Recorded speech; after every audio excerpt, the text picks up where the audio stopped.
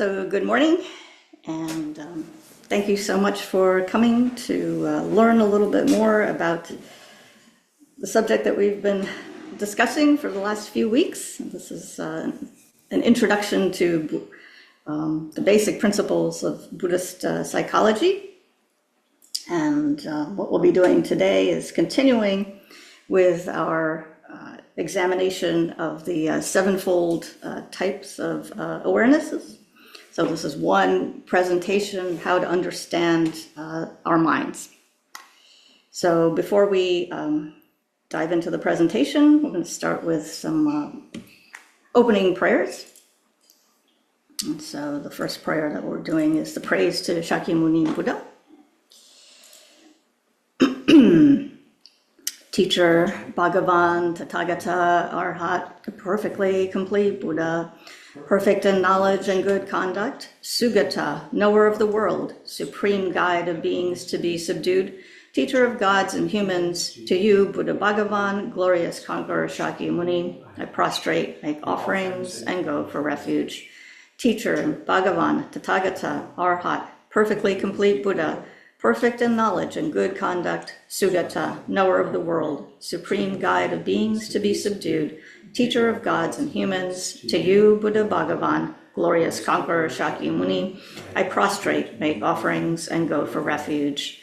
Teacher, Bhagavan, Tathagata, Arhat, perfectly complete Buddha, perfect in knowledge and good conduct, Sugata, knower of the world, supreme guide of beings to be subdued, teacher of gods and humans, to you, Buddha Bhagavan, glorious conqueror Shakyamuni, I prostrate, make offerings, and go for refuge.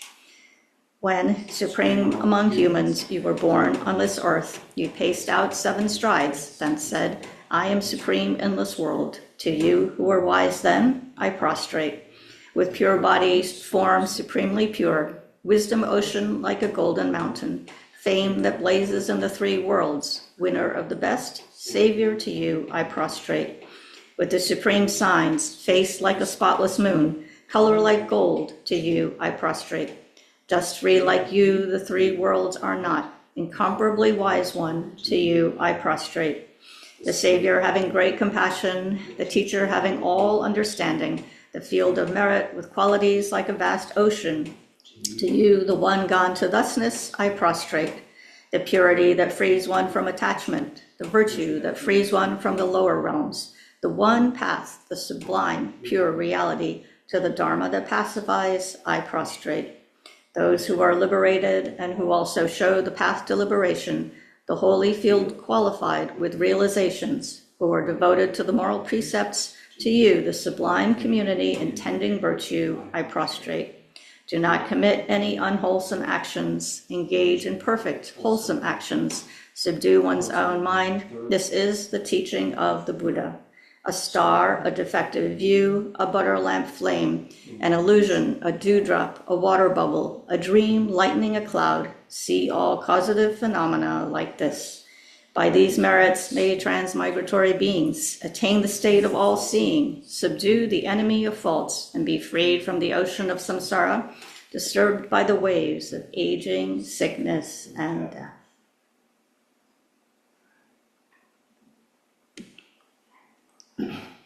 I prostrate to the 3 noble, rare, sublime ones. Thus did I hear at one time. The Bhagavan was dwelling on Massa Vulture's mountain in Rajagriha, together with a great community of monks and a great community of bodhisattvas. At that time, the Bhagavan was absorbed in the concentration on the 3 categories of phenomena called profound perception. Also at that time, the Bodhisattva Mahasattva Arya Avalokiteshvara looked upon the very practice of the profound perfection of wisdom and beheld those 5 aggregates also as empty of inherent nature. Then, through the power of Buddha, the Venerable Shariputra said this to the Bodhisattva Mahasattva Arya Avalokiteshvara: how should any son of the lineage train who wishes to practice the activity of the profound perfection of wisdom He said that, and the Bodhisattva Mahasattva Arya Avalokiteshvara said this to the Venerable Saripatiputra. Shariputra, any son of the lineage or daughter of the lineage who wishes to practice the activity of the profound perfection of wisdom should look upon it like this, correctly and repeatedly beholding those five aggregates also as empty of inherent nature. Form is empty, emptiness is form, emptiness is not other than form. Form is also not other than emptiness. In the same way, feeling, discrimination, compositional factors, and consciousness are empty. Shariputra, likewise, all phenomena are emptiness, without characteristic, unproduced, unceased, stainless, not without stain, not deficient, not fulfilled. Shariputra, therefore, in emptiness there is no form, no feeling, no discrimination, no compositional factors, no consciousness, no eye, no ear, no nose, no tongue, no body, no mind, no visual form, no sound, no odor, no taste, no object of touch, and no phenomena. There is no I element, and so on, up to including no mind element and no mental consciousness element. There is no ignorance, no extinction of ignorance, and so on, up to including no aging and death, and no extinction of aging and death.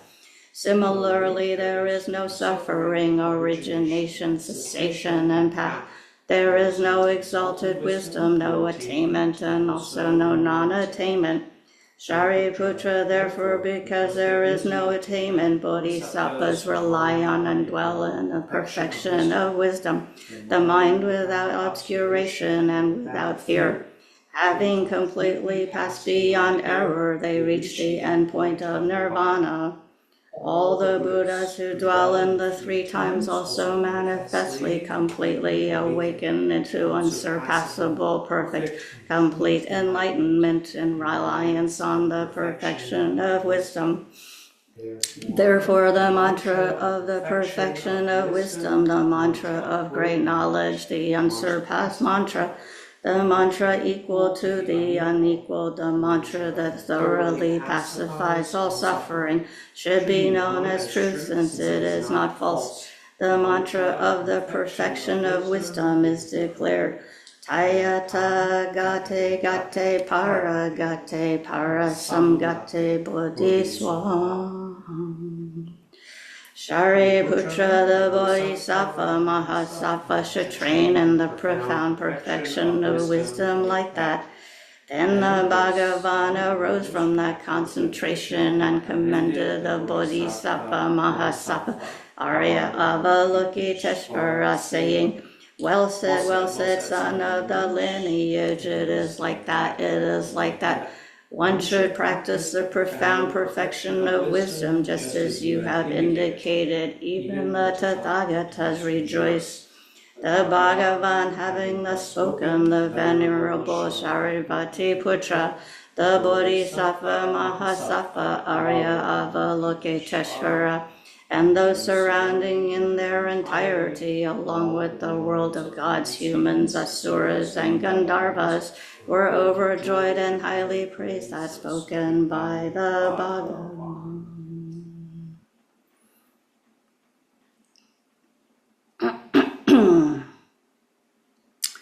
And the short mandala offering to request teachings, somewhere on here, page 12 of the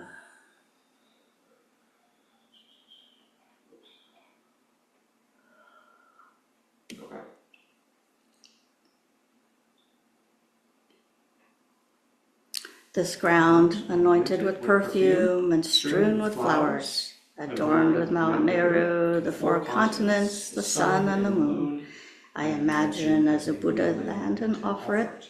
May all transmigratory beings enjoy this pure land. Request to turn the wheel of Dharma. Perfect, pure, holy gurus from the billowing clouds of wisdom and compassion in the sky of the Dharmakaya, please let rain Please let fall a rain of profound and extensive Dharma upon the earth of those to be subdued exactly as they need. Idam Guru Ratna Mandalakam Nereyatayam.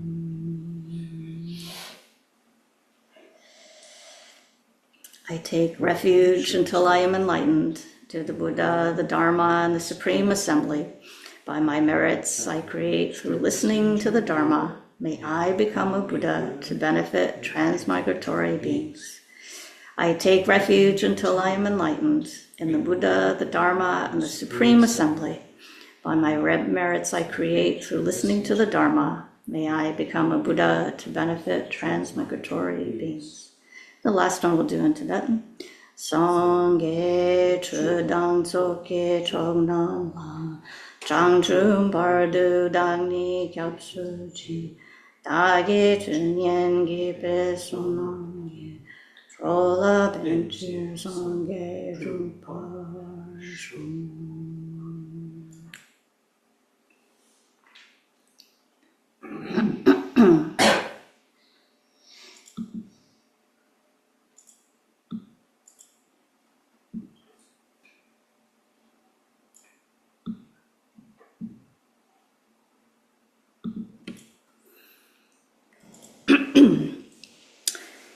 So we've been exploring this topic of Buddhist psychology, which is what we've been naming it, but essentially it's an exploration of the nature of our minds.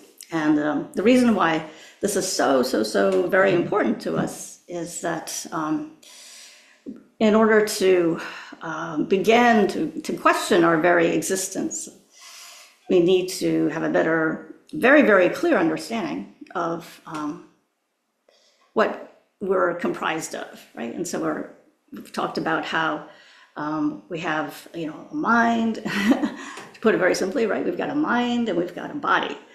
And what exactly is the relationship, though, between that's the mind, our consciousness, our awareness, and our body? How are they related? That is really the question that's on the table, right? Are they two distinct entities? Why is it that the self that appears to exist, that feels to exist, that we experience as existing right now, why is that seemingly the same as the self that, woke up several hours ago this morning, right? Or it seems to be the same person. I feel like I am the same person that I was, yesterday or the day before yesterday, or even going further back in time. There's still that sense of I'm the same person, right? Even though we can tell when we look in the mirror that we're not the same person. We're constantly changing, we're constantly disintegrating from moment to moment, not just physically, right? You look in the mirror and you see a few more gray hairs, a few more wrinkles, right? You feel a little more tired when you wake up in the morning as you age, right? It's harder to get out of bed. So physically, we're changing both at a gross and physical level, and mentally, we're not the same person by any means. Our thoughts have changed. We've experienced joy and pleasure and trauma and pain, right? We're not the same person, and yet, we persist in thinking that there's something that feels like, that we are the same, right? So that's what we're trying to get at. Who am I, right?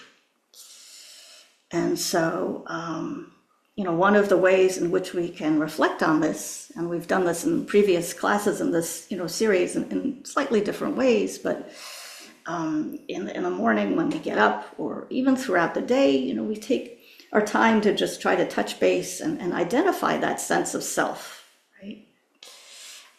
So one way to do this is, we talked about exploring each of the 5 aggregates in turn. Another way might just be to simply sit, and maybe we'll do this, just for a few minutes right now. It's just to sit and examine the self in terms of the first, that sort of innate sense of self that is always with us, right? That kind of primal sense of self. But then also to take a minute to identify all of the layers, all of the labels, all of the superimpositions that we then pile on top of that innate consciousness, right? So, so take a minute first and just identify that innate sense of self, right? So one way of kind of giving rise to that feeling is to either think of something very, very pleasurable, or it's actually faster and easier to think of something kind of scary. And then that sense of self, kind of jump out at you. So maybe, here in Connecticut, we're all worried about the blizzard that's supposed to come, and having to shovel 10 to 20 inches of snow. Oh my gosh, right? So if you think about that for a minute, then you can catch yourself, thinking of that sense of self pops up. You're like, oh my gosh, right? So let's do that as a starting point. Just cultivate that sense of self, or give rise to that sense of self.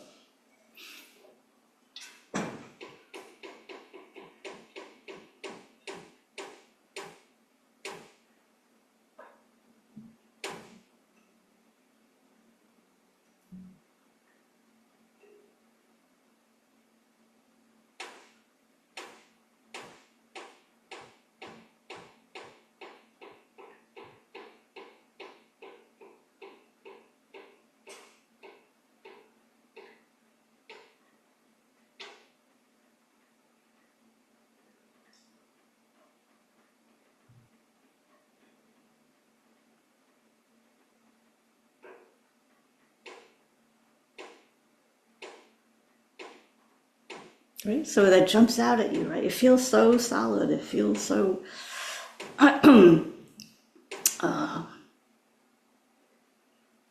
feels so immovable. It just feels like, oh, yikes. So then we're going to use that as a starting point for then seeing how on top of that, we build on this sense of who we are in our terms of, a lot of it's in terms of our relationships with others, right? How we see ourselves is developed in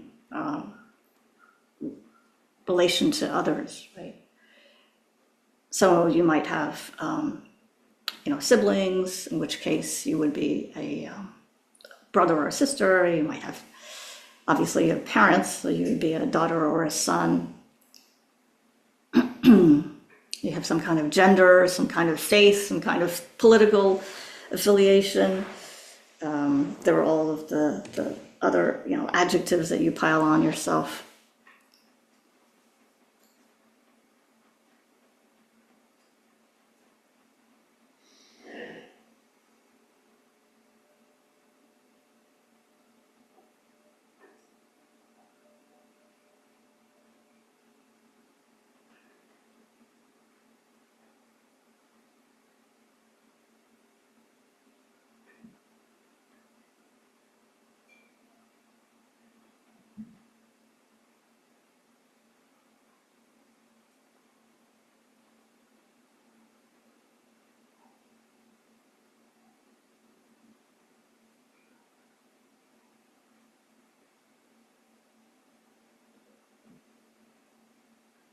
You can think how those relationships, how those labels, have changed over time as you've assumed different roles and responsibilities.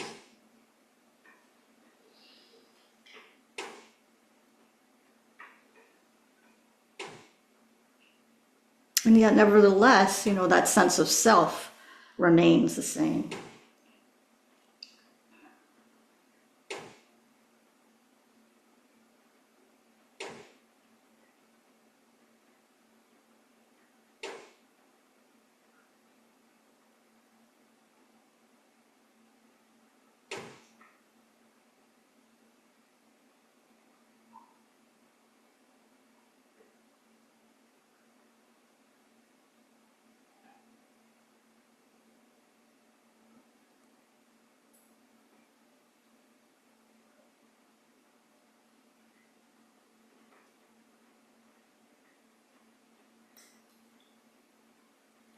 Okay, so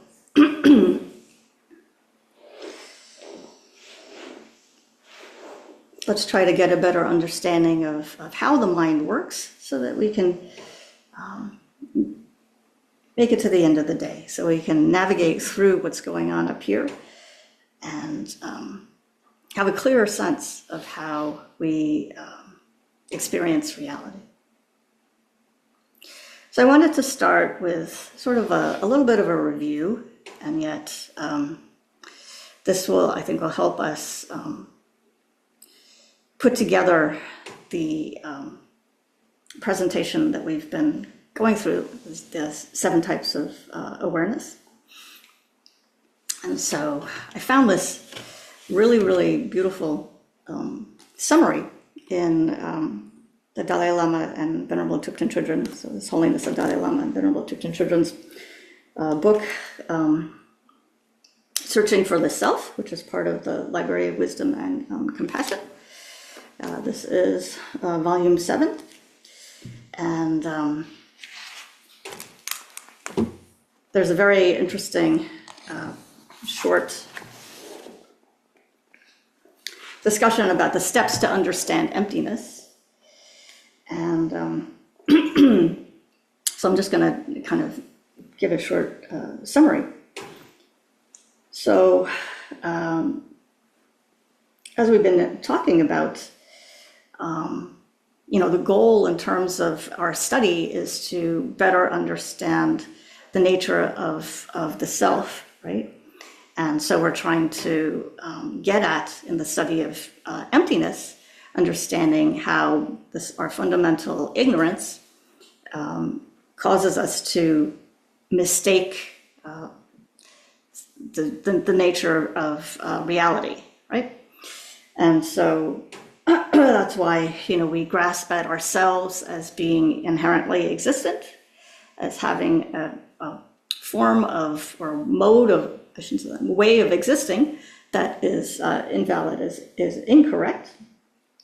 And so the question is, how do we overcome that mistaken perspective, that mistaken view?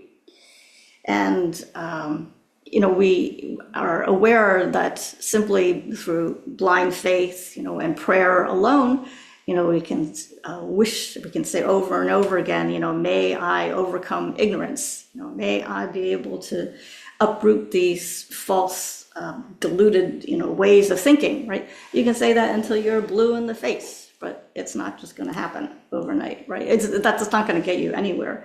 Instead, we have to make a concerted effort to study, to listen to the teachings, to study, and to meditate on the the words of the Buddha. And so it's only through that type of concerted effort that we're going to be able to attain the goal of freeing ourselves from ignorance and attaining enlightenment, right? So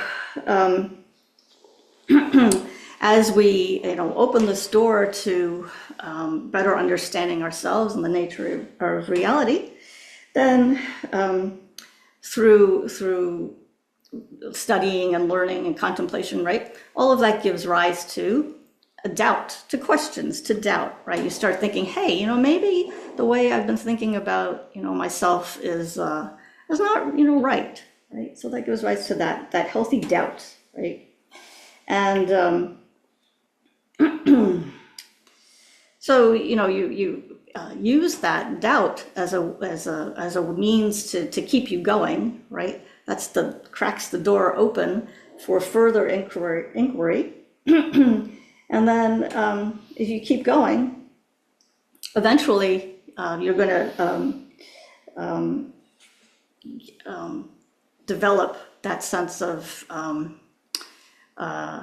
a correct assumption. So you moved away just from doubt, thinking maybe it's this or maybe it's not this, or kind of that vacillating mind that can be productive or unproductive. It could lead you in the wrong direction if you're not careful.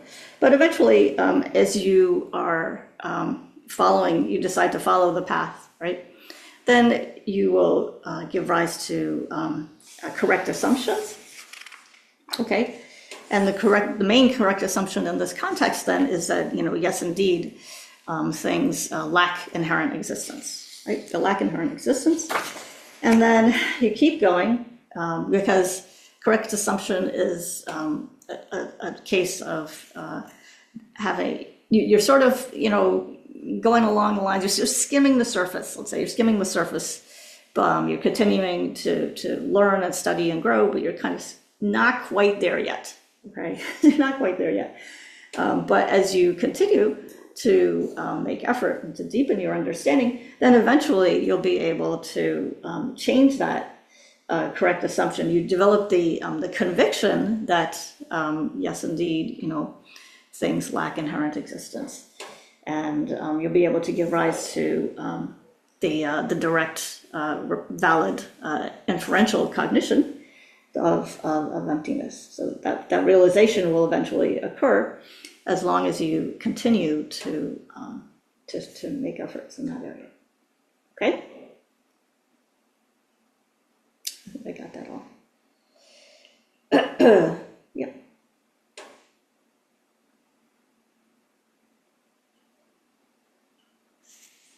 So as we continue today's presentation, then we're going to go into, we'll talk about doubt, and we'll talk about correct assumption, non-perceiving direct cognitions, and wrong consciousness. So those are the topics that we'll be diving into. But I wanted to give you just sort of that overview of like the process of cognition, like where this kind of all leads to. So I hope that was a little bit helpful as setting the stage, so to speak. So one thing that we should take a look at before we talk about the remaining types of awareness is this idea of cognition, the process of cognition being seen from two opposite but complementary perspectives. So two different ways of looking at the same thing, really. So from the side of the subjects, the subjects being what we're perceiving. But so if you focus on the subject itself first, so then we're looking at how different types of consciousnesses know an object, right? So this you'll see this is just a review of what we've done before. And then the second half would be if you flip it and you start with the object itself, right? So clearly understanding the objects, then from that perspective, what are the phenomena or the objects that are known by consciousness, okay? So you can look at it both ways, from the perspective of the subject, starting with the subject, then you look at the different objects, or from starting with the object, then you look at the types of consciousnesses that perceive it or interact with it. Okay, so we're going to go through this just quickly. From the subject side, the consciousness is knowing an object, right? So we talked about how there are two different kinds, right? We talked about the non-conceptual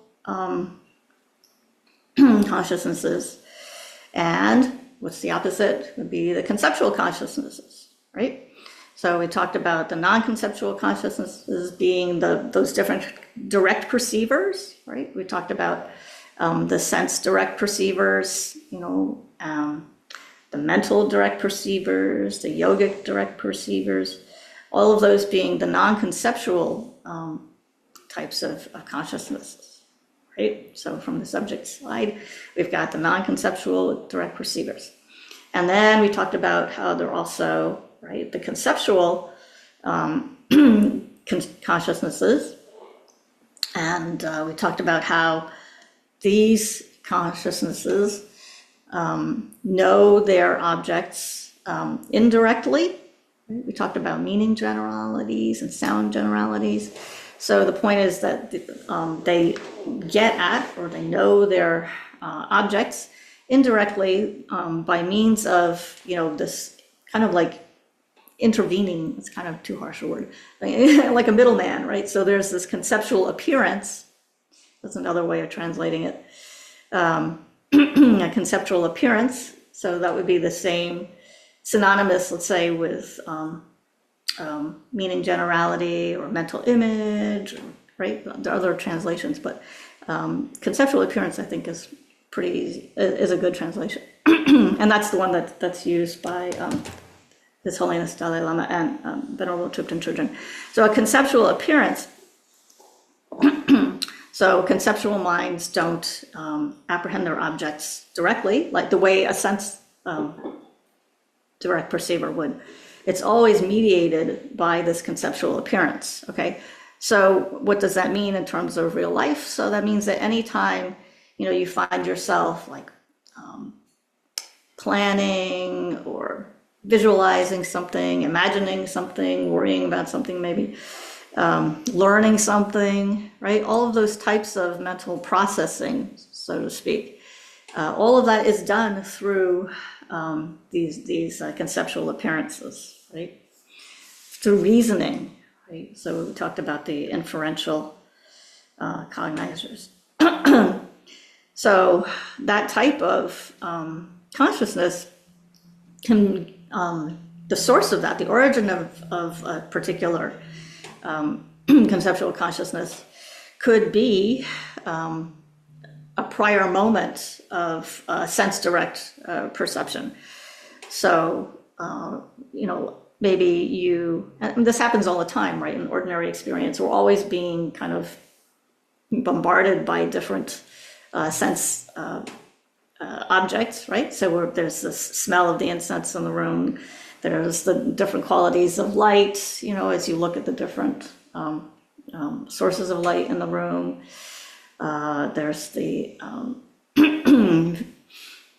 sensation of coolness or warmth, right? All of that is coming at you through your sense faculties, right? And that gives rise to some kind of conceptual awareness, right? That then takes it, a step further. That takes that raw data, so to speak, and then takes it a step further. And your mind tries to, classify it and make sense of it, right? What am I seeing? You take that experience and try to put things into little conceptual cubby holes, right? We're putting it into, little boxes, right? So that we can wrap our minds around it, okay? So, you name the object and then you kind of classify it. And then, so like maybe I look over here and I see my books, right? So I see something that looks like it's rectangular. It looks, got a certain color. It's got a certain weight to it. And then I think, oh, look, it's got pages. Well, that kind of meets the definition of a book, right? And then I look over here, oh, look, it's another book. And then you start thinking, well, what kind of book is it? Where should I put it on my bookshelf? If I'm trying to file my books away, organize my books in particular categories, well, where would it go on the bookshelf, right? Is this fiction? Is it nonfiction? Is it, et cetera? Okay? So anyway, the point is with the conceptual consciousnesses, it's not, you're not seeing, and seeing is used loosely, right? We're not just talking about vision, but it's not the actual object itself that we're getting at, right? In the way that we do with the sense consciousnesses, right? So for conceptual consciousness, just remember, it's always mediated through this conceptual appearance, okay?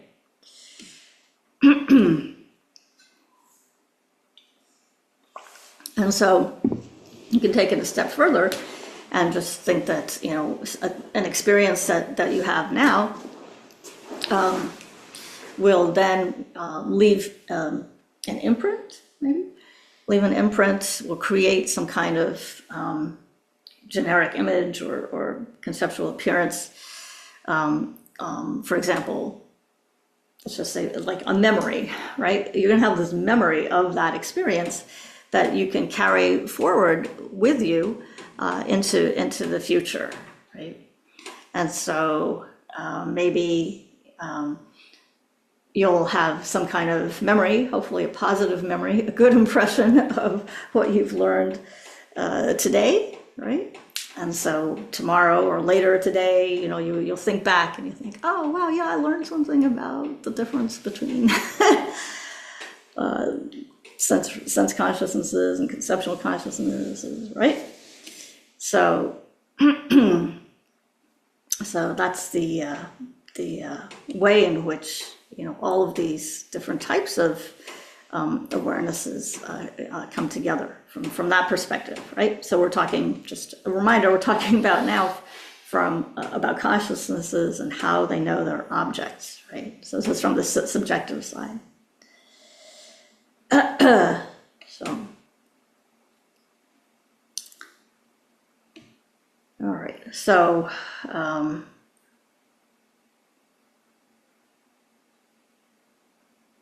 then to seeing objects, starting with objects, then, so how do phenomena know, or how are phenomena known by consciousness, right?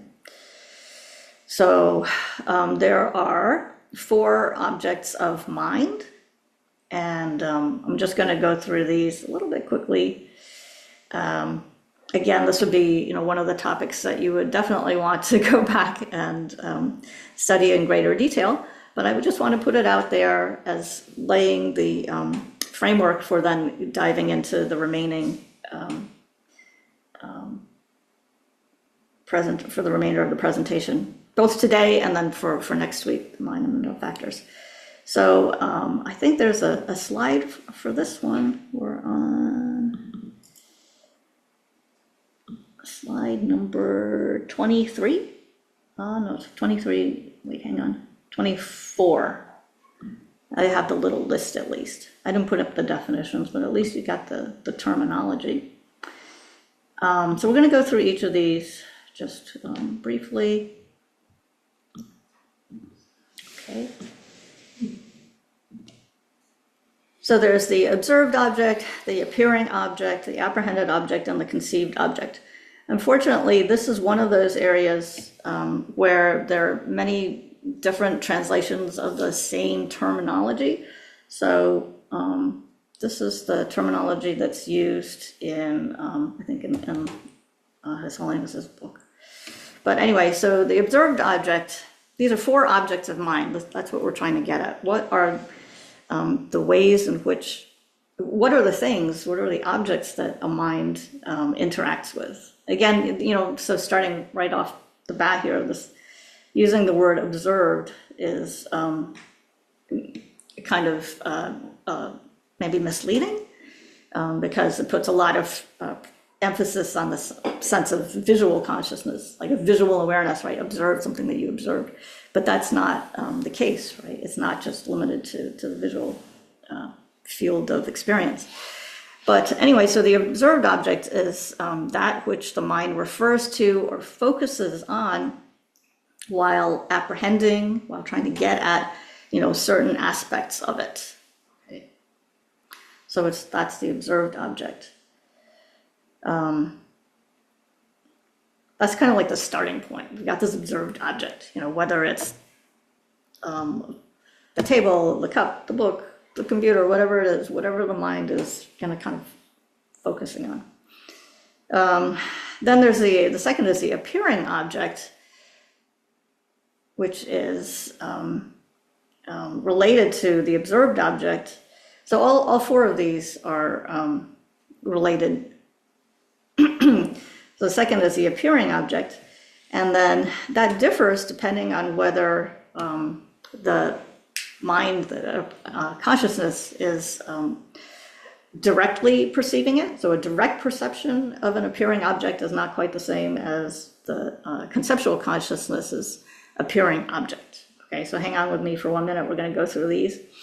And this is not, different from what we've been talking about earlier, that way of differentiating the direct perception and the conceptual consciousnesses, right? So this is nothing new to you. So for direct perception, the appearing object for sense direct perception would be, remember we talked about, like the color, the shape, the smell, right? And the corresponding consciousnesses, right? So direct perception's appearing object would be, for sense direct perception, just like we talked about before, color, shape, sound, taste, touch, etc. So then a conceptual consciousness, this gets a little more interesting. For a conceptual consciousness, the appearing object is not the same. What appears, remember we talked about how a conceptual consciousness is going to, I'm going to say apprehend, it's going to be sort of diluted because it's always seeing things through the medium of this conceptual appearance, right? So the appearing object of a conceptual consciousness then is that conceptual appearance. It is that mental image, if that's easier to understand, okay? So for a conceptual consciousness, the appearing object is not the object that the sense direct perceiver is perceiving, rather it's the that generic image, that mental image or conceptual appearance, okay? And that conceptual appearance is permanent in the sense that it doesn't change, right? So you've built that definition, you've applied the label to something, that becomes the conceptual appearance, which you get at through conceptual consciousness, right? So, for example, if you have I was going to say, well, I'll just pick this up. So the conceptual appearance of an iPhone, of a phone, right? This appears to be the actual phone, but it's not, right? The conceptual appearance is your understanding of what a phone is, okay? But we can't tell that that's what's happening. We think that we're looking at the phone, but actually, in terms of the conceptual consciousness's appearing object, what we're really seeing, believe it or not, what we're really seeing, and this is what we need to train ourselves, through study and meditation, what we're really seeing is just a conceptual appearance. We're just seeing this mental image of the phone, okay? But, yeah. Okay. So that was the appearing object. So, the next is the apprehended object. The apprehended object is the main object, the thing that we're trying to get at, or we're trying to grasp, to understand. That's translated as the apprehended object. So for a direct perceiver, again, we're just breaking this into the same two categories, very easy. The direct perceivers and the conceptual consciousnesses, right? So the apprehended object is what we're trying to focus on, what the mind is trying to understand, to get at. For a direct perceiver, here in this case, this apprehended object is going to be the same as the appearing object. So that's easy. Appearing object and apprehended objects are the same for direct perception. So so the color, the shape, the sound, the taste, the smell of an apple or something, right? So here the apprehended object and the appearing object are the same. So that's easy. For the conceptual consciousness, then again, just like we said before, we have this intermediary, or that's probably not the right word, but this conceptual appearance that sits between the consciousness and the object. In this case, we're talking about the apprehended object. So, for example, a conceptual consciousness thinking about chocolate cake, right? So it's not a sense direct perceiver, a sense consciousness seeing that piece of chocolate cake, right? Actually sees it in all its glory, that yummy, delicious, dark chocolate fudgy cake, right?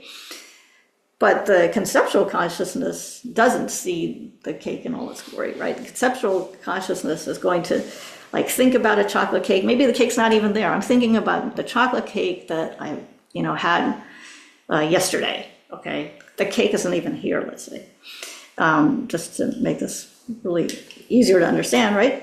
So what's the appearing object, right? The appearing object of this conceptual consciousness dreaming about the chocolate cake is that conceptual consciousness, okay? And then the apprehended object is also this, is the chocolate cake. This conceptual consciousness is mistaken with respect to the appearing object because it's known through the it's known through the conceptual appearance, but it's not, right? Because we just said it's mistaken with respect to the appearing object. It doesn't actually see the chocolate cake. It only sees that generic image or mental image, right? But in terms of the apprehended object, the object that mind is trying to get to, then it's not mistaken. It's not erroneous. Okay. So it's trying to get at that chocolate cake. The chocolate cake is crying out to it, right? So it's on point with respect to what it's trying to get at, but what appears to it is that generic image or mental conceptual appearance of the chocolate cake, not the chocolate cake itself. Okay? So then the last category is the conceived object. So this is the easiest to understand. The conceived object only relates to conceptual consciousnesses. So it's the principal object. The main object of a conceptual consciousness is a conceived object, right? So for the example that I gave just before, the chocolate cake. So this apprehended object, which we were trying to get at, right? The apprehended object, the chocolate cake, is going to be for this conceptual consciousness, right? It's going to be the same as the conceived object. So it's the object that you're getting at through thought, right? It's conceived through thought. Okay, so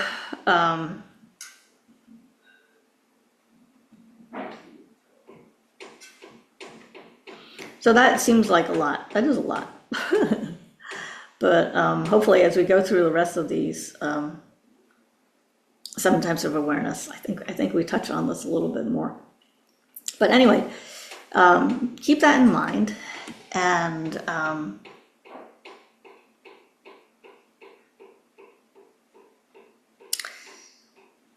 then also by way of review, as we try to understand the difference between the sense consciousnesses and the conceptual consciousnesses, and our interaction with the world around us, then one way of thinking about this is through an example. So I was thinking, what about shoveling snow, right? So my example is shoveling snow. So you can tell I'm very worried about the blizzard and then spending time shoveling snow. So let's imagine that we're out there and we're shoveling 10 inches of snow. So in terms of our sense consciousness's experience, right, we're going to have many different types of observed objects, and so we've got the brilliant white color of the snow. That's one type of observed object. There will be the weight of the snow, right? It's supposed to be like a wet, heavy snow, right? The wet, heavy snow has a very different feel from that nice, light, fluffy stuff that's easy to shovel. So there's the weight of the snow. That's, the observed object is the weight of the snow. You're out there and it's cold. So there's that shivering, tingling feeling. That's an observed object of the tactile sense consciousness, right? So all of your different sense consciousnesses will be getting at their observed object, right? Their specific, their specialty, right? Each one has its own specialty, the eye sense consciousness, the ear sense consciousness, right? They've all got their respective little job. They're all out there doing their thing, interacting with these, their particular observed object, right? So these are considered reliable, or yeah, let's just say reliable, unmistaken, direct perceivers, right? It's a sense consciousness. It's a reliable, unmistaken, direct perceiver, where the apprehended objects are the same as the observed objects, right? There's no problem there. So let's say, you get really tired from shoveling that snow. And then he's like, okay, I'm going to go take a break, right? We're being healthy, right? You're not supposed to overdo it with the shoveling so that you end up, in the emergency room. No, you're supposed to take a break. So you go inside, you're like, okay, I'm going to have a nice cup of tea, cup of joe, whatever. And then you think about, it's like nice and you got the fireplace going, it's nice and warm, you're cuddled up with your cat. And then you start thinking, I got to go out and shovel some more, right? I got another 7 inches of snow to go. I only shoveled 3 inches. And then, so then your conceptual consciousness, kicks in, right, so to speak. And you start thinking, you're going to remember. What do you remember? Right? Your memory is like, oh my God, I remember the cold. I remember how heavy the snow was. I remember how my back hurt, etc. Right? So that type of memory, that's, you're not actually experiencing, I hope, the pain in your back. You're not, at that point, you're nice and warm, right? You're not experiencing the cold, but there's this kind of, the memory, right? So you're getting at that through that conceptual appearance, through those, imprints, through the conceptual appearance that you built up as you were, that image again is not a very accurate word, but through that experience, right? So, when you're thinking about the weight of the snow, you're thinking of the color of the snow. Again, this is conceptual appearance, right? You're sitting all cozy on the couch, right? You're not feeling it. It's all like that conceptual appearance is what you're remembering, okay? So the apprehended object, is going to be, let's say if we're talking about the color of the snow, the apprehended object is going to be that white color, but again, it's not the direct perception of the white color. And then the apprehended object and the conceived object, right? Because this is all mental processing. A conceived object is also the white color. Okay. And so you can see how, based on that experience, then that could gives rise to emotional feelings, right? Feelings would be the next step. So based on all of that, like I was saying, you're going to have the maybe the worry, the anxiety that arises when you start thinking, oh my God, I'm never going to be able to finish, shoveling out all that snow. I can't do it, whatever, right? You start, that doubt arises. Oh my gosh, how am I going to do this? Where am I going to put all that snow? Blah, blah, blah. Okay, and then attachment could arise. The attachment to just staying indoors nice and cozy. That could be some type of, desire for, craving for just being nice and warm. So that's kind of, one simple example of how all of this, comes together, why it's important to understand, right? So we're all ready to move to Florida. Okay, so I have half an hour left. We're going to try to go through the non-cognizing awarenesses. We've got 4 of them left. Correctly assuming consciousness, non-discerning direct perceivers, the doubting consciousness, and the deceptive or wrong consciousness. Okay, these are the remaining 4. So if you have the Geshe Dorje Damdol, the Nalanda Master Course handout, then you'll see that we're on the correctly assuming consciousness. So we're just going to go through these. So the correctly assuming consciousness, and I think I put these on slides. Might have. Where are my slides? Oop, it disappeared. That would be, yep, I do have a slide. Not bad. That is number 26, 25, 25, I think. Yeah, 25. An awareness that does not cognize an object with respect to which superimpositions have been eliminated, although it adheres one-pointedly to the phenomena which is its principal object of engagement.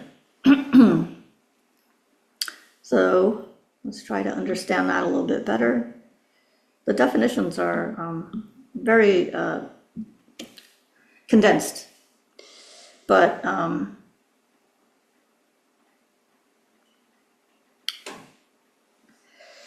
so correctly assuming consciousness, that's such a mouthful.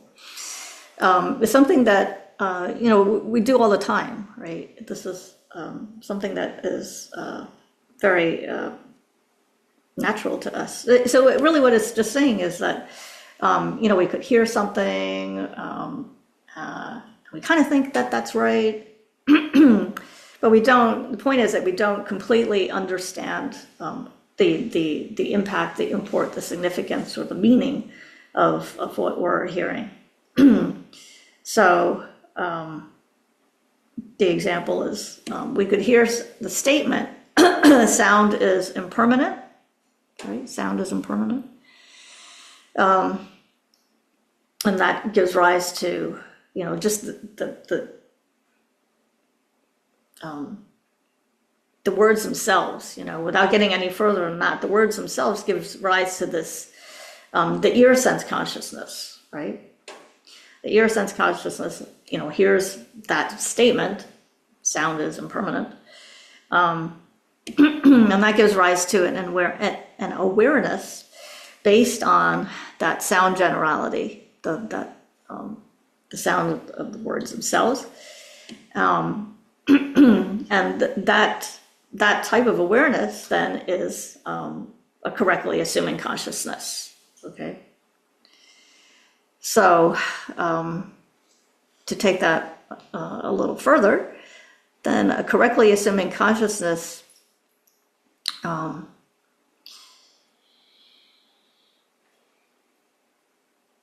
I want to just summarize this a little bit more. So the point is that it doesn't go any further in terms of when it says it doesn't eliminate false superimpositions. Where is that? An awareness that does not cognize an object with respect to which superimpositions have been eliminated, although it adheres one-pointedly to the phenomena, which is its principal object of engagement. So correctly assuming consciousness is, according to Lajee Rinpoche, it doesn't, or it's not able, it doesn't eliminate any false superimpositions. So it doesn't, clear away any mistaken ideas or mistaken ideas about what it's trying to get at.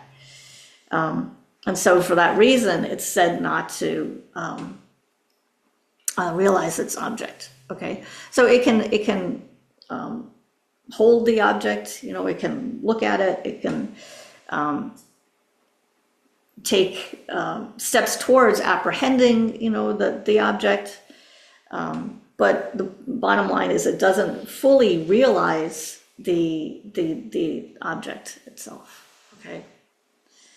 So I think when I was giving that overview of the process of cognition in the beginning of the talk, we said how this period where we're learning, we're listening to the teachings, studying the teachings, meditating on the teachings, right?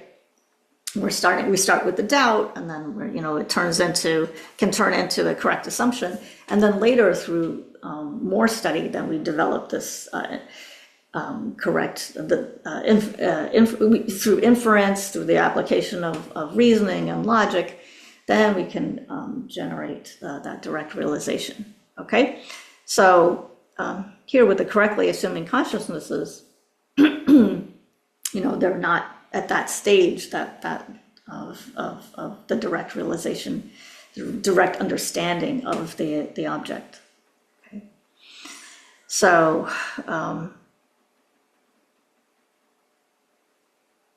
So just to reiterate, so the relationship between the correctly assuming consciousness and doubt is that doubt can arise.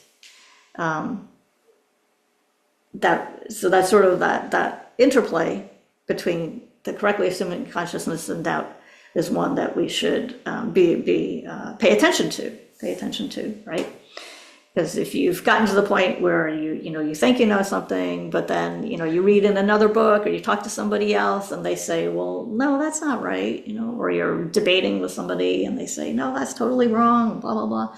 So you want to make sure that it's good to question what you're learning. It's good to question all the time, but understand that relationship between where doubt can lead you then. In a bad way, right? It could turn you down away from an assumption that was spot on, right? Or it could the other case could be true too, right? So you question what you're thinking about, and then you end up more convinced that what your original assertion was correct.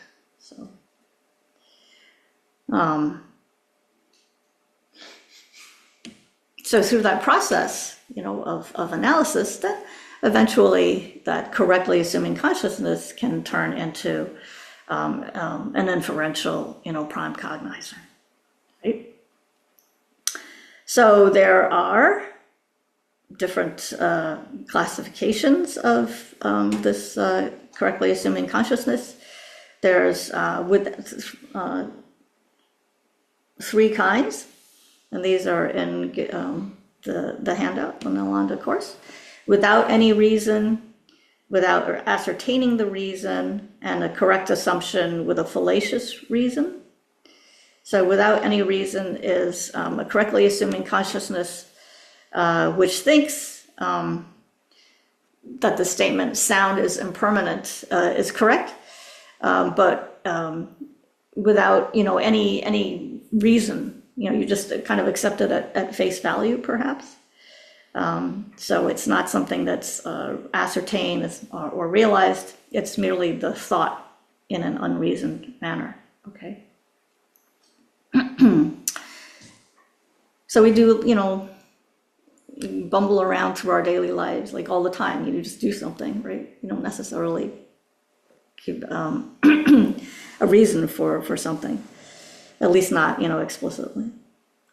So the second one is without ascertaining the reason.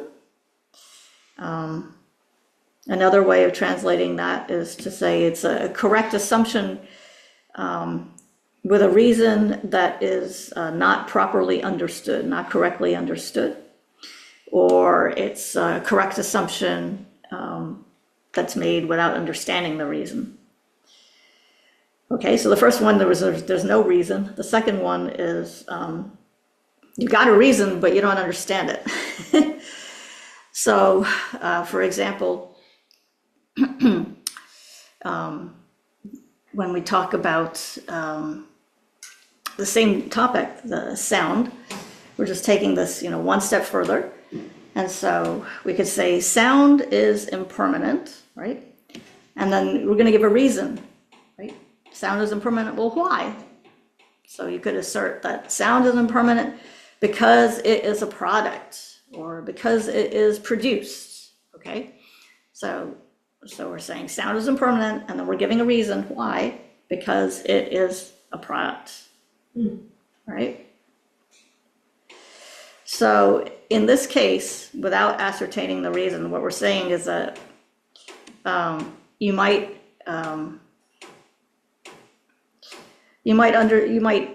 take that statement and think that you're not convinced, you don't hold the position that sound is impermanent, right? And at the same time, you might not be convinced that it is a product, right?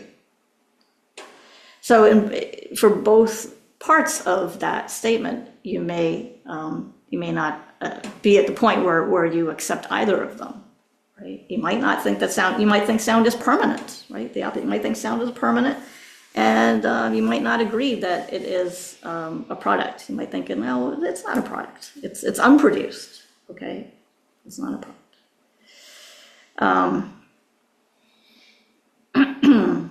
So that's without ascertaining the reason. So if you're in that position, there's no way to, if you don't even agree with the two assertions in that statement, right? Then it would be very hard to debate. It would be very hard to really talk about it, because when you went to try to interact with somebody who held those views, then you'd have no common ground, right? You'd have no basis to even start that conversation, because we're talking about like apples and oranges, right? So another example, maybe it's a little easier to understand, would be, I could say, wet snow is heavy because it is made of water.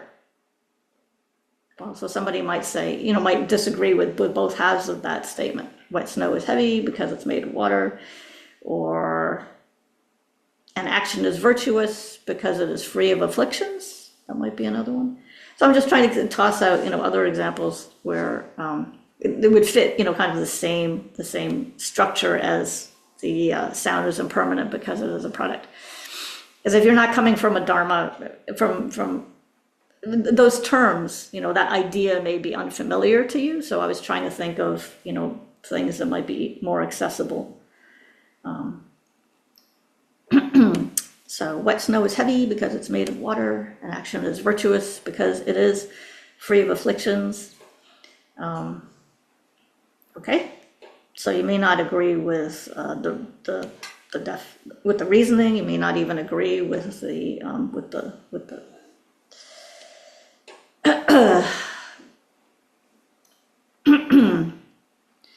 All right, so then the next one, which is easier, correct assumption with a fallacious reason or an incorrect reason. So this is an assertion that is presented, but the reasoning is incorrect, right? So I thought of two of these. So dogs have 4 legs. Okay, you can't argue with that one. Dogs have 4 legs, unless it's a tripod. Anyway, dogs, for the most part, dogs have 4 legs because they're animals, right? Because they're animals. So when you think about that, you'd be like, well, no, dogs have 4 legs. That has nothing to do with, there's no relationship there. Because they're animals does not relate to why they have 4 legs, right? So it's a fallacious reason. Or a triangle, this is kind of related. A triangle is a shape because it has 3 sides. A triangle is a shape because it has 3 sides. That doesn't follow, okay?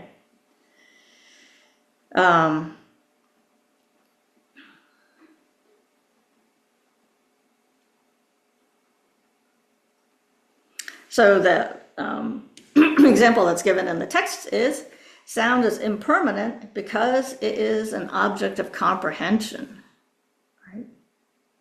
Sound is impermanent because it is an object of comprehension. So I think there's no pervasion, there's no, that relationship between the reason and the predicate of the thesis. There isn't that relationship that we're looking for, okay? So whatever is an object of comprehension, an object of knowledge, object of consciousness, it's not necessarily impermanent because Why is that? Because they're objects of comprehension which are impermanent, but they're also objects of comprehension that are permanent. Okay, so.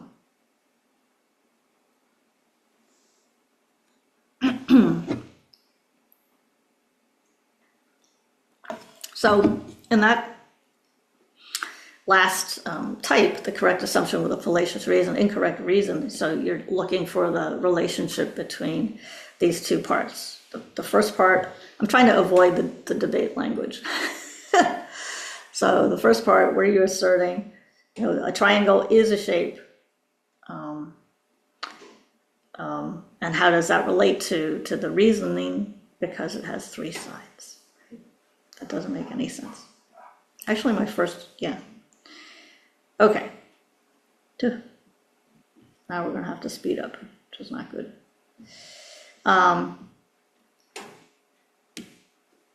The next is of the 7 types of awareness. The next one is the non-discerning, self-cognizant direct perceiver. Is that right? No, I'm sorry. Excuse me. Wait, I skipped. Non-discerning direct perceiver. Okay, so this is synonymous with indeterminate perception or an awareness to which an object appears but is not ascertained. So what is this? It's a knower to which the specifically characterized phenomena, let's say it's an impermanent phenomena, which is its object of engagement or an observed object, clearly appears but is unable to induce ascertainment with respect to it. Okay. So that's kind of a mouthful. So another way of presenting that or translating that is, and this was taken from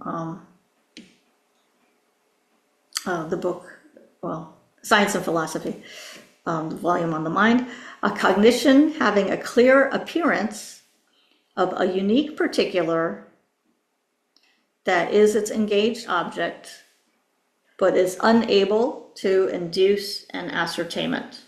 Okay, so the point is that this type of cognition, this type of consciousness is unable to get at clearly. It has an appearance of a particular object, but it's unable to fully ascertain it, fully know it. Okay, so there are 3 types, and these are familiar to us. There's the non-discerning sense direct perceiver, the non-discerning mental direct perceiver, and the non-discerning self-cognizant direct perceiver. So probably the one that's I think the easiest to understand is the non-discerning sense direct perceiver. So the example here is you're looking at the color blue, right? Maybe you're looking at a piece of cloth that's blue. So it's a sense direct perceiver. The visual consciousness is looking at this blue thing. And then later on, that gives rise to, a doubt. Maybe a few minutes later, you're like, did I see something blue? Or maybe it wasn't blue, or what did I see? Okay. So the point being that, you're maybe distracted, right? You're walking through a room, right? And you see something and, you have this vague, fleeting awareness that there was something blue. And then later on, you're not really sure because you were focusing on something else. Right? But through the corner of your eye, you saw something that you think, oh yeah, maybe I saw something blue, maybe I didn't. Okay. So I was thinking another example would be, let's say, you're driving your car and you're focusing on the road. And so the road is, kind of your main object of that you're trying to stay focused on. And yet, at the, you're distracted, right? So you're distracted because, like a text message pops up on your dashboard. And so, you're distracted by that. And so then, you're going back to the road And because you were distracted, then you're not sure, do I remember, was there a car on the left or was there not a car on the left? Like that concentration was broken. And so that would be an example of a non-discerning sense direct perceiver. Okay, you're trying to get at something, but you're not able to really understand it, to ascertain it, because your mind becomes, even though you're trying to focus, something else pulls your focus away. Okay. So we're going to skip down to the last two are quite easy to understand. The doubting consciousness, because we've talked about them, well, at least the doubting consciousness we've talked about several times already. So it's a knower which by its own power or on its own has qualms. That's kind of a funny word. We don't use that very often anymore, right? Has misgivings, questions in two directions. Actually, three. Why does it say two directions? Anyway, doubt tending towards the fact, doubt tending towards distortion, and doubt tending towards both equally. Boy, distortion, that's a funny word. Doubt tending towards the fact would be like that mind that wonders. You're studying this topic about, we've been talking about sound, using that example over and over again. So your doubt tending towards the fact might be thinking, oh, well, based on my studies, yes, based on my experience, sound is probably impermanent. Okay. So that would be towards the fact because, sound is impermanent, right? So other topics, that this would apply equally to would be doubt thinking, gee, I wonder if past and future lives, really exist. Well, based on what I've studied and what I've heard, about the past and future lives of the Buddha, or even, human beings who can remember their previous lives. Yeah, I'm starting to think that yes, indeed, past and future lives do exist. So you're leaning kind of like in the right direction, so to speak. You're on the right track to generating a correct, correct belief, a correct understanding, a correct conviction, whatever you want to say. But again, if you read the wrong book, you listen to the wrong teacher, you listen to the wrong podcast, ooh, you could change your mind and end up in the second category, which would be doubt tending towards, here it says distortion. But so that would be the opposite. You'd be saying sound is probably, permanent. Okay, that would be an incorrect view. And then you could end up finally in this third category, really going up and down, where you've got a doubting consciousness that tends towards, the distortion versus, the correct, towards the fact. You're right there in the middle. Like you could go either way. Okay. You would be in this particular example, that type of hesitating consciousness, that doubting consciousness would really not know whether sound is impermanent or whether sound is permanent, right? You'd be, one day it's one day it's permanent, one day it's impermanent. You'd be going back and forth, okay? And so the problem with doubt is that, if you're really stuck going back and forth between these different minds, then it's very hard to make any progress on your spiritual path, right? If you keep saying, I can't do it, gee, I don't know if I can do it, I'm not good enough. Can I do it? Really, maybe the question is, can I do it? Or is this a valid goal or not? Is this right for me, right? All that kind of doubt. If you just keep spinning in circles, beset with all these different kinds of doubt, then at the end of the day, you're not going to get anywhere, right? Okay, so that's doubt. So I think the bottom line here is to be careful to watch your mind, to pay attention to doubt, to pay attention to the role it might be playing in your progress or lack of progress, and pay attention to how that the correctly assuming consciousness interfaces, with doubt on that progression, right? Then finally, wow, 1122, deceptive or wrong consciousness is, this is easier to understand maybe. So at least it's easier to explain.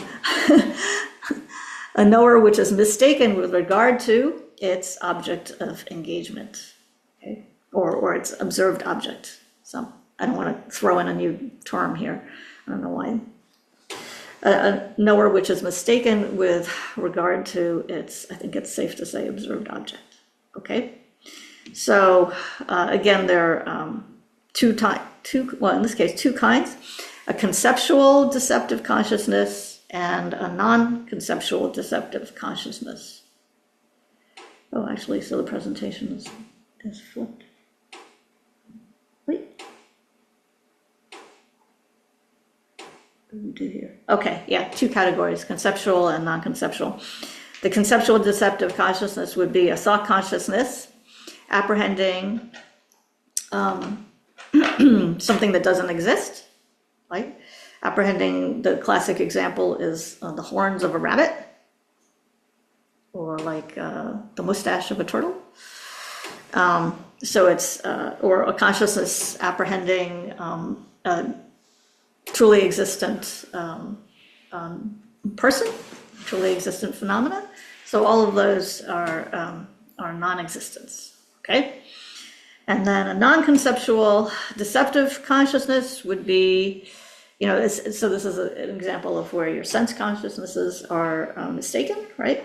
So it could be like, you look outside, and classic example is you see two moons up in the sky, or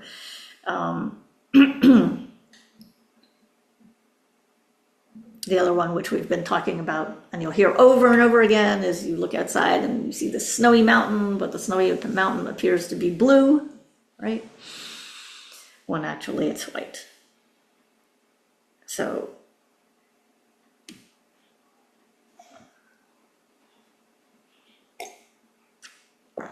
then there's the the non-conceptual mental. What is this? A non-conceptual mental deceptive consciousness is an example of what the example given is: a dream consciousness to which blue clearly appears. So it's non-conceptual. It's mental because it's a aspect of mind. So it's a dream consciousness, and the example is dream consciousness to which blue clearly appears. All right. So wrong consciousness, I didn't mean to make light of it. It's an important, because so much of our understanding, so much of our awareness would fall into this category. Right? Okay. I'm doing 20. I think I did this already. Yeah.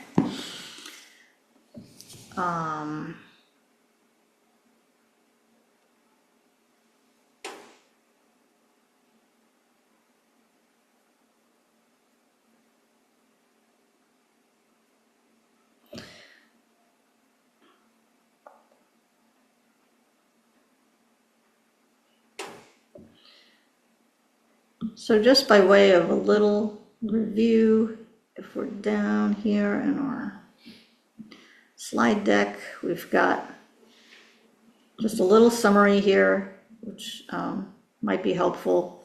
We're on slide number 29. This is to wrap up the presentation on the 7 types of awareness, right? So we've been talking about valid, one way of presenting this is in terms of valid and invalid cognizers, right? Or reliable and unreliable. Again, many different ways to translate the same terminology in Tibetan. So on the reliable side, we've got the direct perception, we've got the inferential cognizers. So that could be direct perceivers instead of direct perception. Inferential cognizers, and then the subsequent cognizers, right? So we talked about that, I think, in the last class or class before. And then on the invalid side, or the unreliable side, the ones that we were talking about today. So the correct assumption, the non-discerning, direct perceiver, doubt, and wrong consciousness. So that's a nice way to remember the 7.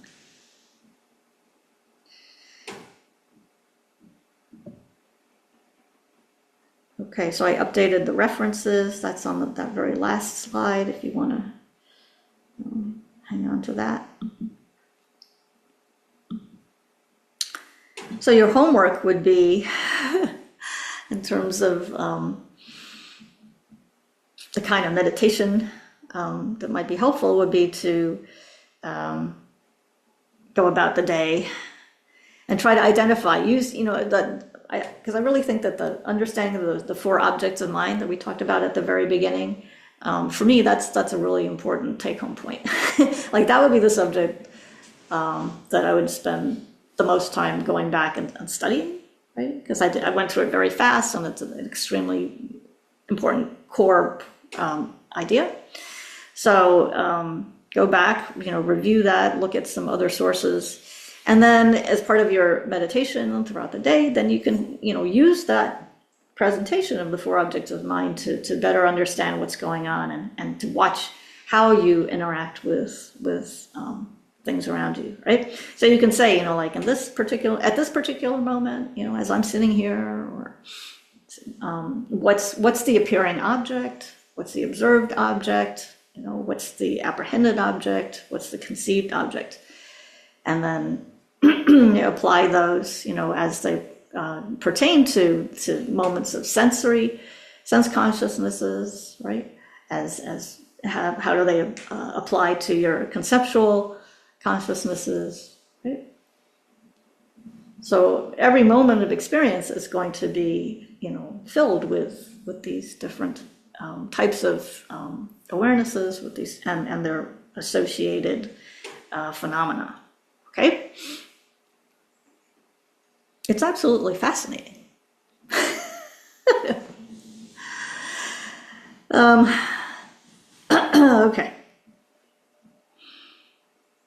So I hope that was interesting. I don't know.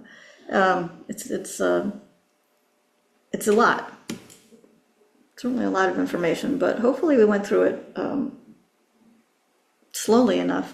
The presentation was clear enough that you'll be inspired to go ahead and look at this topic in greater detail. In our next and final class in the series, we'll be looking at one more way in which we understand, the mind, and that's a presentation that I think is a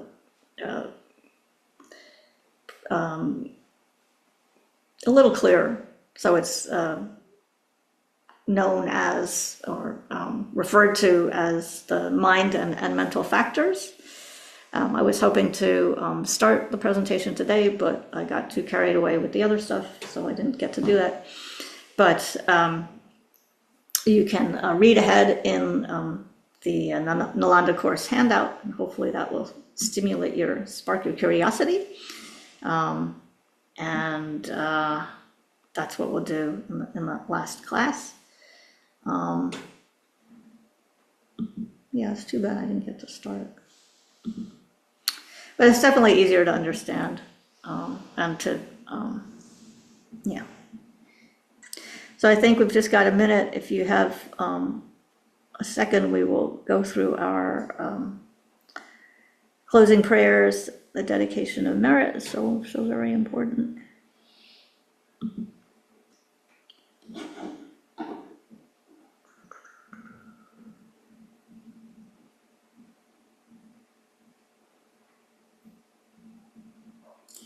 So we've got the short mandala offering on page 15.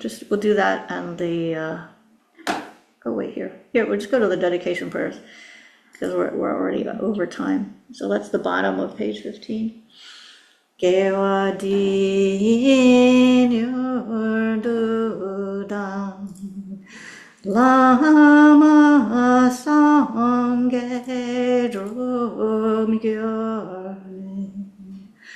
Drowa chikyang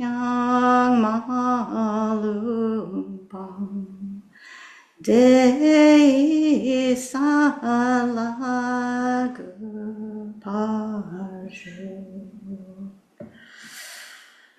May the precious supreme bodhicitta not yet born arise. May that arisen not decline, but increase more and more. In this land encircled by snow mountains, you are the source of all happiness and good. All-powerful Chenrezig, Tenzin Gyatso, please remain until samsara ends. No, wait, I gotta pick this one out. This is the short, long life prayer for Gyame Khensa Rinpoche, Losang Champa. So that your holy deeds may bless the nature of fortunate disciples, and that the Lord of 10 powers, teachings and realizations spread. You shine the lamp of logic for intelligent minds, spiritual friend who shows the way. To you we pray.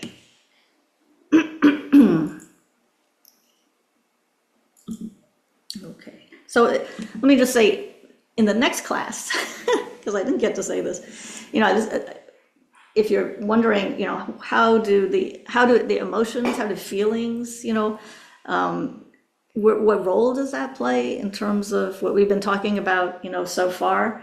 How does, the idea of virtuous actions and non-virtuous actions, how does that get rolled into the presentation of mind? So all of that is what we'll be talking about in that next class. So I know there were some questions from the last class that were sort of related to that.